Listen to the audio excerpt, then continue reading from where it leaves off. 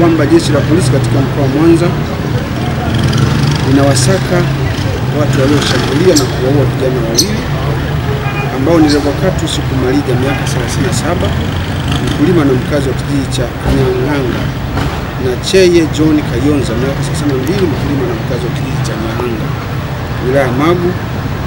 Hawa waliuawa na kundi la watu wenye hasira kwa tuhuma za kuiba mfugo kondoo mmoja. Tukio hili lilitokea siku ya tarehe 2 mwezi wa 6 mwaka huu majira ya saa 11 za alfajiri huko katika kitongoji na kijiji cha Nyang'anga ambacho kipo katika kata ya Sukuma, wilaya ya Magu, ambapo kundi la wahalifu waliokuwa wamebeba silaha za jadi waliwashambulia vijana hao sehemu mbalimbali za miili yao na kuwaua kwa tuhuma za wizi wa mifugo. Miili ya marehemu hao imehifadhiwa katika hospitali ya wilaya ya Magu kwa uchunguzi wa kitaalamu. Jeshi la polisi linaendelea na kuwasaka watu waliohusika na kujichukulia sheria mikononi, na bado tunawaasa wananchi waache tabia ya kujichukulia sheria mikononi. Lakini sambamba na hilo, kuna mafanikio mbalimbali ambayo yamefikiwa kwa nyakati tofauti ambayo yamejitokeza kule mahakamani. Ni kwamba tarehe 22 mwezi wa 5 mwaka huu mahakama ya wilaya ya Magu iliwahukumu watu watatu ambao ni Otiko Mbasha, ana miaka 52, mkazi wa Chato mkoani Geita; Emmanuel Mayuya, huyu ana miaka 40, mkazi wa Kayenze; na Fabian Filipo, miaka 50, mkazi wa Kayenze Ng'ambo, wilaya ya Magu.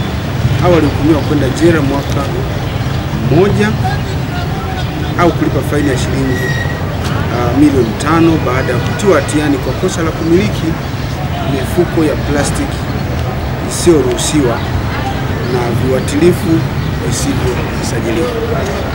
katika shauri la jinai namba 27974 la mwaka jana.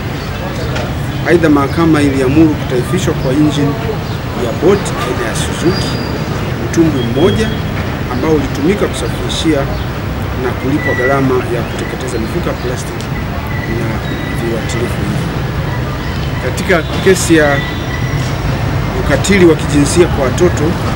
shauri la jinai namba 4924 la mwaka huu,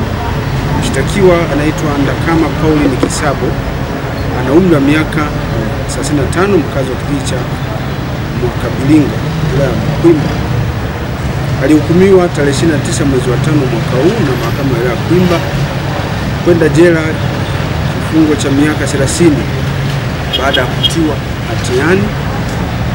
kwa kosa la kumbaka mtoto wake wa kumzaa, mtoto wa kumzaa mwenyewe ambaye umri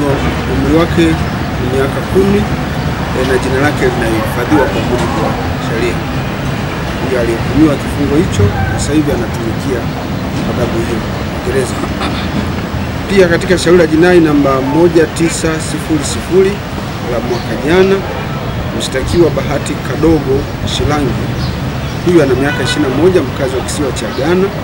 wilaya Ukerewe, alihukumiwa tarehe 23 mwezi wa 5 mwaka huu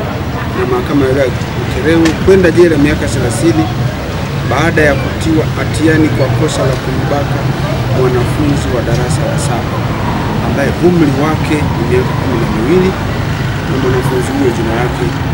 linaendelea kuhifadhiwa. Jeshi la polisi katika mkoa wa Mwanza linaendelea kudhibiti uhalifu tukishirikiana na wananchi, lakini tukishirikiana na vyombo vingine vya ulinzi na usalama katika mkoa wetu, ambapo mpaka sasa hali inaendelea kuwa